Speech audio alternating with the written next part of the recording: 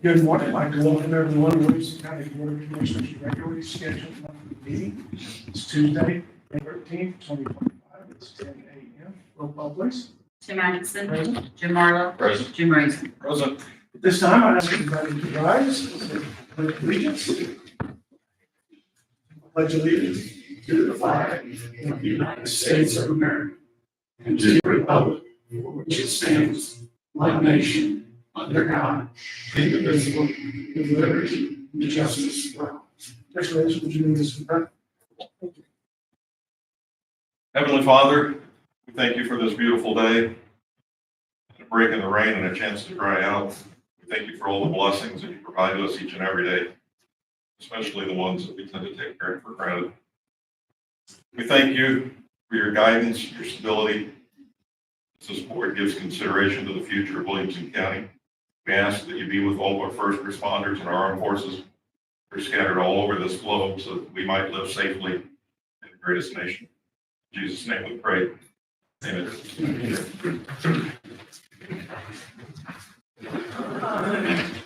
Well, good morning, everyone. It's a beautiful day out today. Thank you, Commissioner Raisin, for that. I know you hate it when I say that. All right, moving on down. Let me get some agenda. You guys have the opportunity to read the reports, minutes. Any changes, any questions or concerns? Is there a motion to approve? So moved. Second. Roll call, please. Tim Atkinson. Yeah. Jim Marlowe. Yeah. Jim Raisin.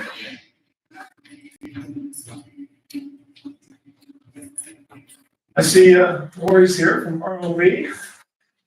What would you like to come and give us a report? Sure. Thank you. Okay, so just a couple of things. Everybody always wants to know about truancy and absenteeism. So our truancy program, Partners Against Truancy, we're seeing great results.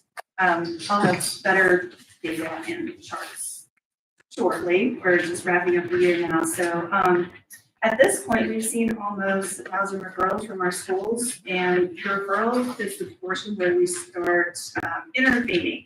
Home visits, talking, building relationships, removing barriers, understanding what the reasons are for their absences. So with 1,000 of those, we then move into cases where we petition the court for intervention because they've not been successful. We've only had 27 of those cases, and of those, only 13 have actually gone to court, and we've had 4 counties. So that is that's great news. And Judge Gott is a hound dog for truants, so that's great. We work well together, and she really understands our program, so that's awesome. Some of the reasons that over the past 8 years that we're really learning about truancy, it really has to do with transportation, work or care for others. School is not a priority. There are a few others, gathering those, but it's just identifying what that is. Educating parents and kids as to why it's so important. And we're identifying the areas, the grade levels that are most significant in truancy. And that, believe it or not, is 3rd grade, 5th grade, 8th and 9th. So those elementary groups are extremely important to really hone in on. So that's what we've been focusing on. Let's see. Brain games, this is our 2nd year. They're in the fall, we did our RM21, and then in the spring, we do the Area 6. And so that is 5 ROEs who come together at Emory College. We had over 500 kids, lots of fun. It's a full week of a lot of work and games, and they really enjoy it. So that's a good success. We'll be doing that again next year. This year, we launched our spelling bee, so we'll be having that every year. We had about 40 kids in 25 schools this year participate. Next year we'll get started earlier, and we expect to have a lot more. It was a lot of fun as well. Let's see, professional learning, which is where you see a lot of the cars over there. We've had 154 events as of in March, as of the end of March, so I haven't counted, with over 3,600 educators, paraprofessionals trained. We do this in the districts. We do this at the Marion Training Room or Benton Training Room, at the Pavilion, Coca College, depending on the size of the training. We even go out to Area 6, all the way from Carroll up to Robbinsville. So our hourly does a lot with our colleagues to provide some trainings as well. Everybody always wants to know about bus drivers. Yes, we still need some. If you would like to learn how to drive a bus, contact the office. We've had 14 trainings and 339 new bus drivers trained this year. Subs for subs, if you'd like to be a substitute teacher, please come see us. We've had 5 events and 70 trained as of March of this past year. Let's see. Icon Star Quest, that's our alternative school and our regional safe school. We served over 130 students this year, and we have 11 graduates. Graduation is on May 22nd. We host that at Redemption Church. It's 2 weeks from then, so it's nice and convenient. And this year we had Johnny Logan. She's one of our students as a student ambassador. So this student will receive 2 years of free college tuition. That's a big deal. And we had 2 others receive $500 scholarships.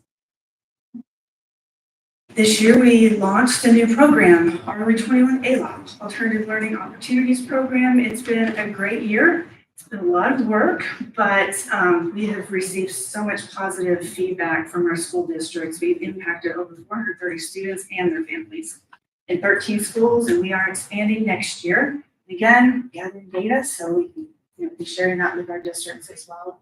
Bring us to you when we get that together. With that said, take one of these and pass it around. So just a little newsletter at the end of the year. We'll be doing this more often in each of our schools. This is just one school information in that. Let's see. We have Codes for Kids Golf Scramble coming up. I sent out an email. I don't know if you received it, but July 21st. So Golf Scramble we host with IBEW and construction trades every summer. It supports the students in Southern Illinois, and we do that in collaboration with ROE20 and 30. So all of the money from those proceeds go to our students. We've impacted over 12,000 students in Southern Illinois over the past. Actually, I want to say 28, but that sounds like a lot. But it's been going on for quite a while. And then last night, the Regional Board of School Trustees were on our new board member and reorganized our board. James Marlowe is our newest member. And so in that board, we do school boundaries, consolidations, attachments, annexations, and such. That's what's making Sounds like a busy quarter. What? Sounds like a busy quarter. Well, yeah, and it's starting to gear up because now we start wrapping up what's been going on and writing and planning for next fall. So summers are busy. Any questions?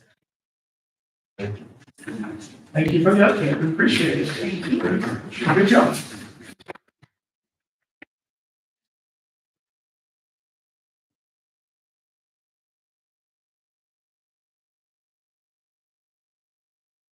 Down highway, do you, Mr. do you have anything you need to talk about today? No, sir. Okay, thank you. Old business, anybody have any old business to report today? I do. Okay. At the last meeting, I believe it was, we approved a contract on a postage machine for this building. I learned yesterday that even though repeatedly we reached out to the vendor to confirm that it was a machine for this building, when they showed up to install the machine, it was not for this building. It was for the courthouse, which they already had the contract on, so we just basically renewed that with a new machine that needed to be replaced. We just did it a few months ahead of time. So we're now left with that company officially had no bid to replace the machine in this building. So do we want to get this back on an agenda and go through it again, or fall back to the company that did offer a bid to replace that machine? And can we make that decision today? Did you catch that? I caught that. So the original bidding document that went out for the postage machine was responded to, but they mistakenly responded to the courthouse, or they were going to give the same one for here. they have a machine in the courthouse, they have a machine on the first floor of this building, and they confuse our request for the machine on this floor with the one in the courthouse. Are they willing to honor the same price for this? I'm told no. He's creating a new contract. Oh. Okay, well, you've got two options then. You can reject all bids and rebid, or you can award to the one response. To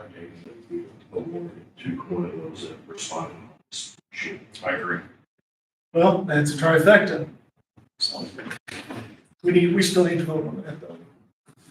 We need to get on the next agenda, I believe. So let's do that on the next And agenda. I'll get an updated bid on that so that we have an up-to-date official. That would I take think it back we- to Southern. Probably Yeah, just they can hit- do a contract, if Southern Business Machines can do a contract and send it over. Just approve that. Yeah, we don't need an updated bid on that. We don't need a bid. we No, need a contract. just, yeah, just a contract. First off, I wouldn't want to check to make sure their bid is within a certain parameter timeline that they. I mean, So that's why, if you get the contract, it'll say the same thing, I think. Yeah. and Stephanie and I called over to Kristen Johnson's office in Circle. And we talked about originally when everybody was in that building over there before they had it. The board secretary will always take care of that machine. Now that we're in separate buildings, Stephanie brought to my attention that, they always come to her for supplies, repair, anytime anything happens over there. So, honestly, I told Stephanie we probably need to separate, and it's the state's attorney, the public defender, or probation are the main users of that machine over there. So Stephanie and I had a conversation with the circuit clerk, and she agreed that she would find somebody within her department to maintain at this point forward that machine, and we just take care of this machine. So that would leave a lot of confusion because if Stephanie's not here or decided to leave or something, there's no one here to take care of it. So they just need to get somebody over there and have it take care of it. Okay. Any thoughts on it? Okay.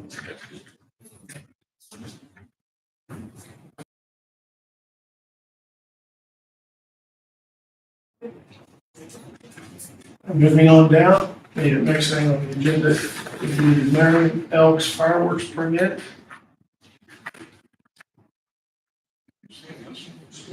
Which one? Oh, I'm sorry, I already put a check there. I'm sorry. We did skip that. Let's catch this quote for the treasurer's office for scanning equipment. Ashley, would you like to tell us something about this? Sure. Let me come up to the X. There's an X up here.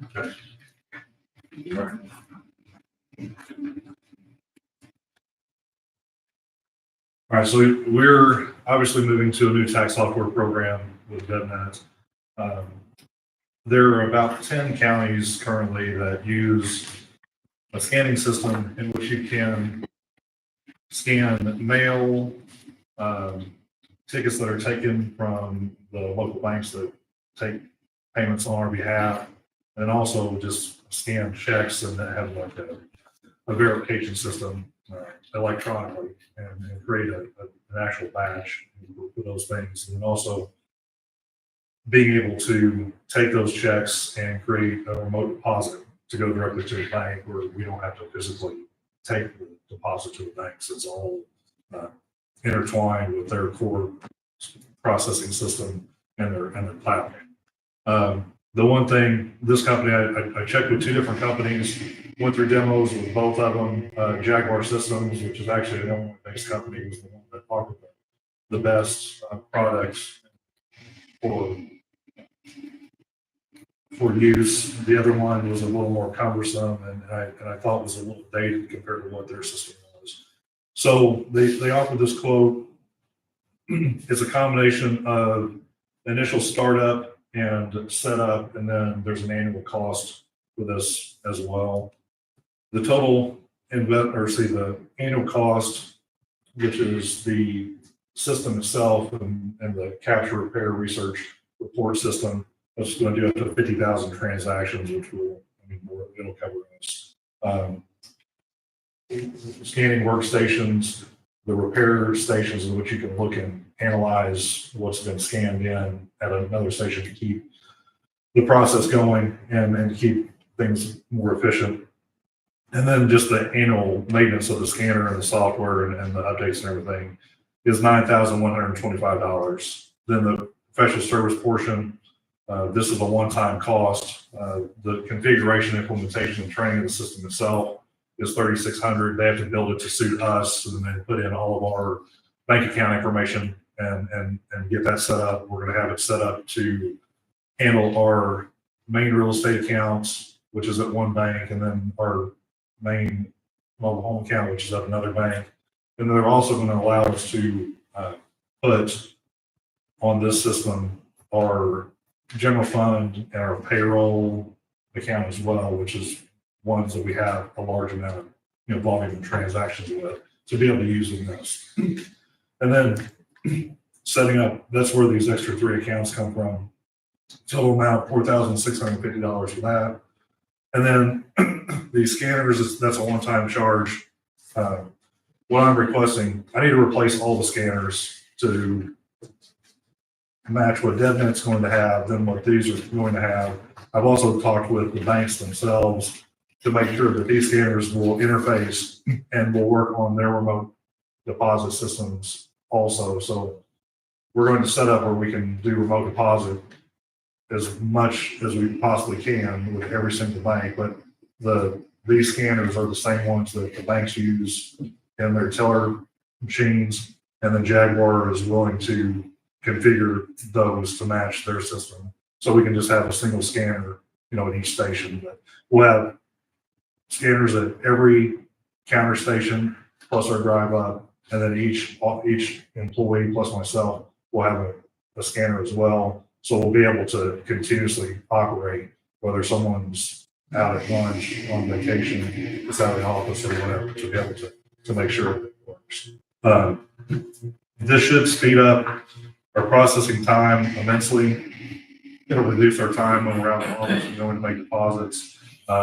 It should increase accuracy because it's got a recognition software system that analyzes handwriting. So it'll check the courtesy line to the legal line, and if there's something wrong with it, it'll immediately flag it for us to fix it right then. So we're not taking it, to the bank and having to have it, be brought back and then have it fixed. We'll call a customer to have them come and reissue us a check and all that. So I think it's going to be beneficial.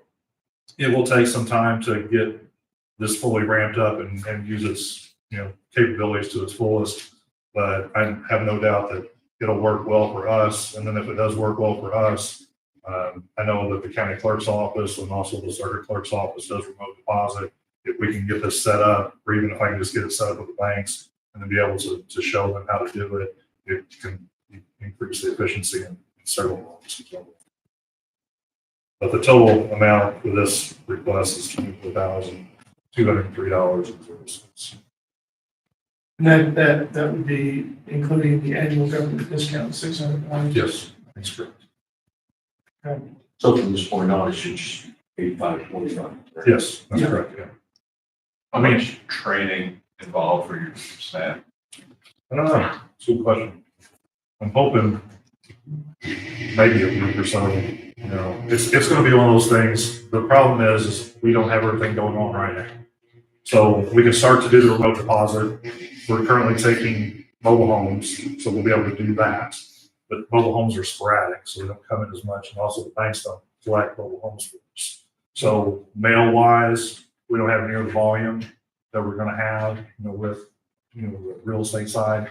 Same way with the banks. When the banks start to, take their stuff in and they start bringing us their tickets and to be able to scan them in. So it's gonna be like a step process. So we may get an initial training and then have to bring them back in when, those new things come in. I also, there's counties that are already doing this. So I'll be able to reach out to them and find out what works best for them, what doesn't, what things to avoid, how many should you do in the batch, should you do 50, should you do 100? Those are all kind of the trial and error about what works well for us. But that's stuff. That's why I'm saying once we get to full capacity, full capabilities, it'll work well. But it may be a step process for that. Plus learning DevNet, a brand new tax system and trying to, implement all that at once. You don't want to get it done. Yeah, at least that's not right. That's not right. So you don't anticipate any issues with taxes and stuff? I hope not. I think you'll pretty much have this. I'm hopeful that we'll have enough of a sample size to be able to do certain things. We'll be able to, that's why I wanted to get these scanners that were compatible both on the remote deposit side with the banks as well as this, so that we can do remote deposits while we're working up to that. The big thing would be like that large volume of mail. The mailman brings us an entire bucket full of mail process and how quickly we get that done and how we're going to set that up. Same way when the banks bring us, hundreds of receipts and we've got to scan all those. We don't know how to do that until that actually happens. And DevNet will be able to work with this system. Yeah, Jaguar, all the counties that are, I think listed on here, except for maybe one, I don't know if Will County has DevNet, but I think the rest of them all, have DevNet as a provider. So they're well aware of one another, have worked together in the past and currently. So there won't be any problems about interfacing and getting all that set up and making the files. So your recommendation would actually go with this and Yeah. you're ready for us to pass this? Yeah. I mean, two of my employees sat in on the demos with me, so they saw the benefits of each and just far outweigh the other company. Any questions or comments? I'm for automation. I just think it helps us in the long run. Yeah. Plus it will save some effort. Yep. Make this more efficient, Absolutely. more accurate, so. So I make a motion that we purchase the Jaguar or the MI payment processing system by Tipton. Original cost $24,230. Are we going to declare where that's coming from? I assume we're taking this out of capital. I've had. Yeah, okay. So second. Okay, we have a motion and a second. Roll call, please. Tim Atkinson. Yeah. Jim Marlowe. Yeah. Jim Raker. Yeah. Thank you, Ashley. Did you have ARPA? I do, Okay, so we'll take care of that in a minute. But, all right, now we can do the fireworks. You see, I was excited about doing fireworks. Yeah, once, make stuff go boom, It's an explosive issue. What's that, Rich? It's an explosive issue. Okay, so this application, I think this is maybe a little bit different than we normally do on something like this. We have what I'm gonna call contractor, it's a provider. It's not actually the Elks that we setting these off, but a contractor, they chosen to do this. Brad, is there anything, I looked through this, it looked like to me it was all in order. Is there anything that we missed or anything? No, I looked it up as well. I made sure the license was valid, which it is on the state website. There's a lot of information on that website. Yeah. So Yeah. very detailed. So does anybody have any questions or concerns about this? No. I think it's gonna make for a really nice night. They always have a very nice show out there. And it does say it's 19 to 20 minutes. So that's a pretty good show. Is there a motion to approve? So we Second. Roll call, please. Tim Atkinson. Yeah. Jim Marlowe. Yeah. Jim Raker. Yeah. Got off the phone with the coroner a few minutes ago because we have a certificate and a letter notifying us that the new coroner, Dave McReynolds, has passed his 40-hour required course to provide training for him in his office. And I had a certificate for this. Fred, I had a question, since nobody here on the board currently has had this certificate presented to him from the coroner since you were here for so many years. is this, because I couldn't find if we needed to actually approve this or if it's just acknowledgement. No, it's just an acknowledgement that he Okay. meets the requirements. So anyway, we'll point that out to everybody. Acknowledgement.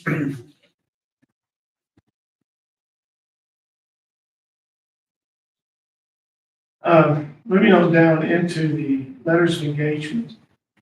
And Brett and I had some questions about these letters of engagement, about the dates. And I think, even though we're on the agenda today, I think we should probably table this until we can get these things clarified. Brett, would you want to kind of give us an Sure. explanation? So on the consulting services contract, the first one, one, it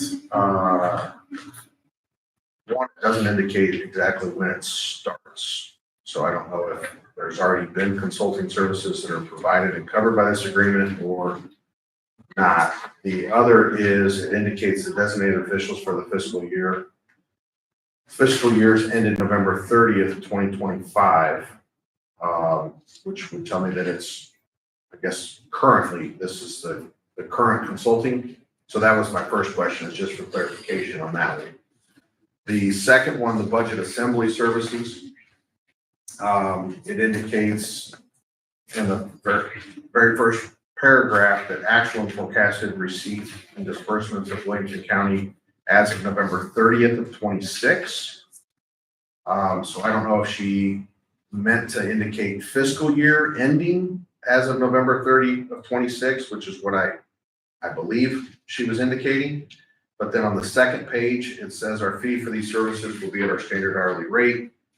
Our fee is estimated to be $20,350 for the year ending November 30th of 24. And so I don't understand exactly what that date is there. The circuit clerk contract appeared to be fine. The commissary fund audit, my big question there is the sheriff is involved with that one. Is the sheriff good with her doing the commissary? I had heard rumors that potentially he had his own auditor doing the commissary fund. So I don't know about that one. And then on the countywide audit and single audit, my concern with that is on the 5th page, second paragraph. It says in the event another auditor is used for the discreetly presented component unit, Williamson County government is responsible to ensure that the audit is conducted in accordance with the government auditing standards, and the auditor's report for the year ended November 30th, 24 is submitted to us by May 1st of 25. If it's not submitted by May 1st, then the county understands and acknowledges the request for information. There'll be additional charges incurred, et cetera. My problem with that is May 1st is passed. And so I don't know what that means as far as that goes. The next page, third paragraph down, it indicates the summary schedule of prior audit findings should be available for their review on January 31st of 25. Again, to my knowledge, we do not have a audit report at all. We did have a summary presented at the last board meeting, but again, that date is passed as well. And so I'm just not comfortable with having expired dates and having you guys sign off on an agreement that potentially has additional costs or penalties included for not providing that information. So I would ask that we table this until the next meeting. I will get these answers. Brett and I will work with Kim to get this situated.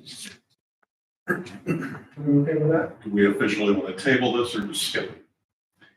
We can skip it and bring it back at the next agenda. Does that work? Good.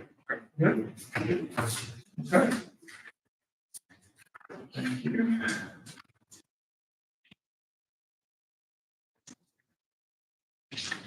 By the way, has anybody seen the audit yet? Has anybody received it from the auditor? Because I have not.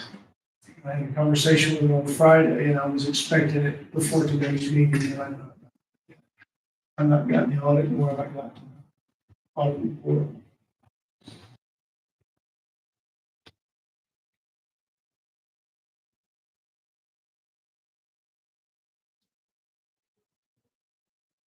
Okay, looking through my new business, I think I've got everything except the animal control bid opening. And that will be this afternoon. We'll recess, reconvene this meeting and come back this afternoon. That'd be 1:15. That would be at 1:15 today. Any other new business that I missed? Okay, hearing nothing. I have no resolutions. I have an ordinance. Modification of the predictable fee schedule for recording documents. Programs. Amanda, could you bring us up to speed on that, please? I'll try. So the fees didn't change, it just spells out the document types. It's, a new law passed and they wanted us to spell it out. So I was gonna say, we didn't modify the fees. We didn't change everything anything. stayed the same. Used to it, you would have documents that were maybe 14-inch and 11-inch, and your computers at that time didn't take all that stuff. You'd have to charge different fees. We don't do that anymore. Our scanning system takes all of it, so we just spelled it out. Okay, anybody have any questions or comments about this? I make a motion that we pass ordinance number 25-05-13-02.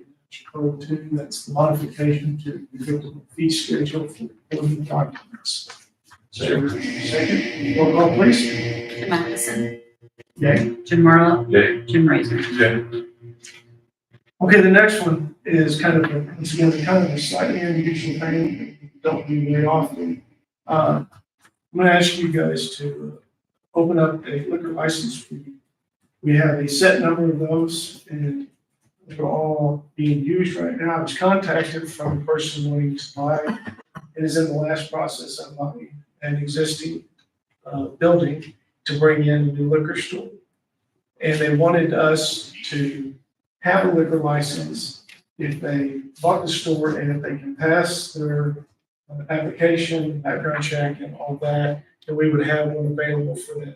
But they wanted to make sure that before they spent the money to buy the store, it was actually. So that's what I'm gonna ask you guys to do today, is to add one. It was a Class A, wasn't it, Stephanie, that we were looking at on this? That was what they requested. They requested a Class A.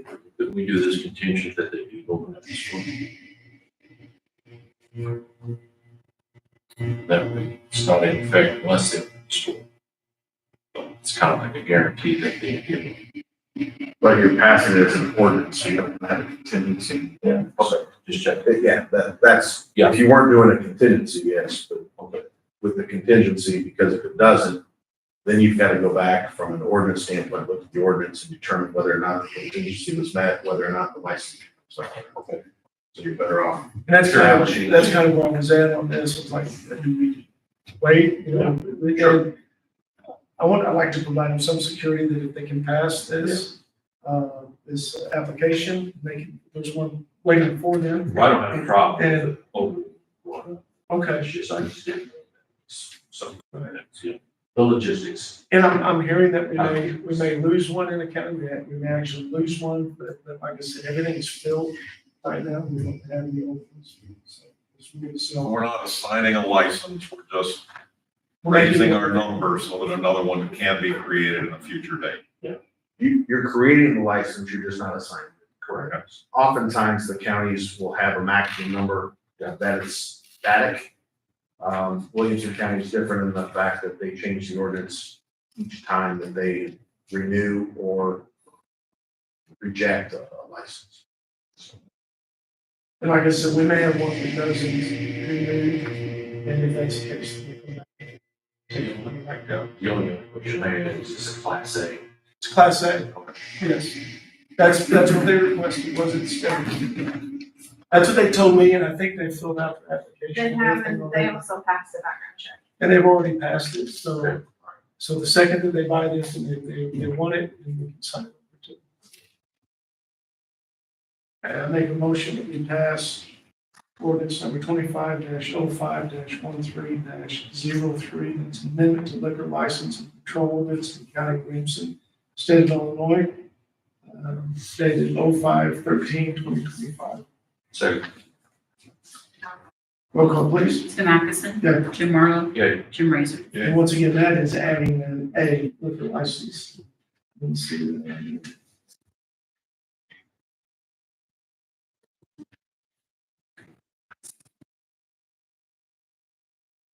All right, we've come to the point where the public is invited to make a comment. If anybody would like to make a comment, what's that? There's no water issue. Yeah, I missed Blairsville. All right, so we'll come back to the comment in a minute. Hold on to resolution to add 3 people to the Blairsville Water District. I talked with Paul Lunsford, who's the chairman of the board there, and he agreed that these folks were good folks, good board members, and requested that we keep them on the board. The term would be a 5-year term commencing on today's date, and then would expire May 1st, 2030. Any questions? They are Terry Yost, Pete Rosenberry, and William Romeo. Terry Yost's name is misspelled. I'll change that. The last name. And their letter Yeah, there's is an A. IOAST.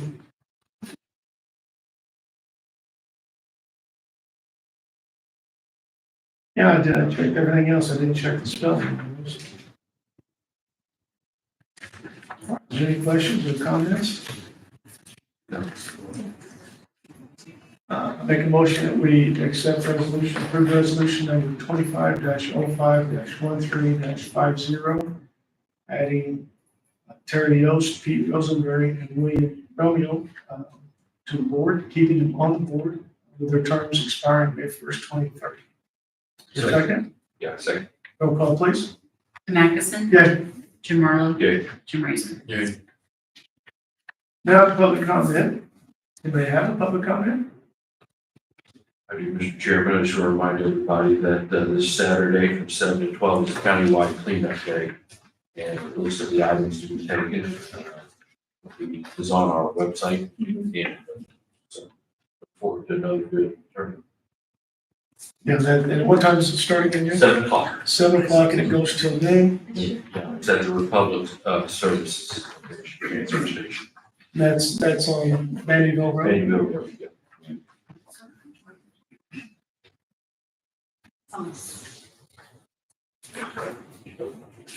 Talk about what, okay. What's going on now? Any other public comment? Anybody else like to say anything? All right, moving on down to miscellaneous. Actually, you got, once again, we have animal control facility, that's going to be this afternoon at 15. Did you have travel reimbursements? I have 2, actually, in mine. Went to board review training on Thursday night in Edwardsville, and very informative. I'm glad that we went up there. I think it was well worth the time. And I brought back some training materials for the board. I think you 2 are going up on the 29th of May for board review training. That would get us off caught up. So is Josh Smith, our assessor. I think he's been up to that one also.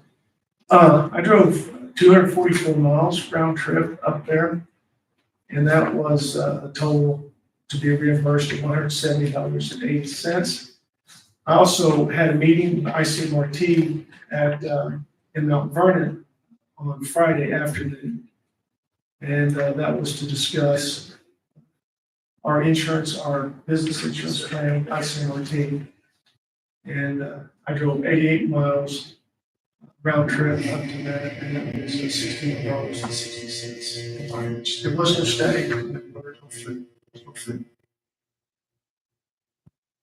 Is there a motion on this? I make a motion that we approve the travel reimbursement for Commissioner Atkinson on 2 different dates, the 8th of May and the 9th of May. Total of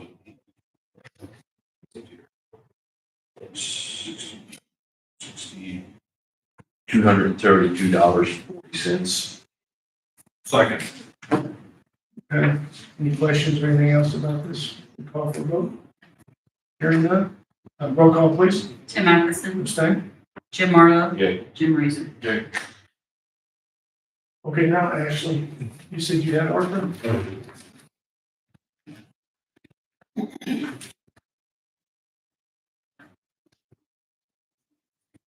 I have an ARPA request for the village of Colt. Colt was awarded $290,000 in the first initial round. There have been some issues. I know I've been called, I think a couple of the commissioners have been called about the failure to be compliant in their audits and being on the do not pay list and everything else. So this invoice, one of the invoices for PSC engineering is actually dated or was originally dated July of 2024. So they've been holding out and so long, everything was brought up to standard. Joe Castleberry is the accountant for the village of Colt. He provided the GATA grant portal showing that they are in good standing with all entities, both federal and state.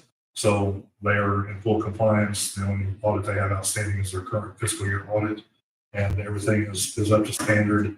So Midwest Meter has installed the first round of meters for them and provided the first round in order for them to have the electronic monitoring of the water meters like many of the other villages that we supply those to. Yeah. So got one invoice from Midwest Meter for $116,756.30, and the PSC engineering invoice for $22,766.25, for a total request of $139,522.55, which will leave approximately $150,000 left once the remaining meters are delivered and installed. I like to say that from where they were 2.5 years ago, when we had a meeting at the engineer's office, where they have come a long way. When you agree with that, Brett? I agree. That was an interesting meeting that we had over there. And I can't give them enough applause. They turned the ship around. They're heading in the right direction now. And I'm very happy for them. I think, once again, we said when we allocated this money from the ARPA funds. Remember that, Jim? This was something that they desperately One of wanted. our first ones. This really was one of the first, the first 2 or 3 that we gave away. And the need was real. And I'm so happy that they're giving us this. It's going to be a money saver for them. Sure. It's going to help their citizens. They're no longer have to pay a cost of lighting these meters. And so there will be a savings from them on the water bills. So I'm happy about this. Anything else? Okay, I don't have, I don't have anything else for right now. Just want to be, anybody have anything else they'd like to talk about? I need an executive session. I'd like to take this, I'd like to go to one executive session. And Brett, what was that? 5 ILCS 122C, sections 1, 2, and 5, which are personnel, collective negotiating matters, and property acquisition. Okay, I'll make a motion that we go into closed session. Second. Roll call, please. Tim Atkinson, Yeah. Jim Marlowe, Yeah. Jim Reeser. All right, thank you. Give it to you, folks. And I remember you because I was interviewing you.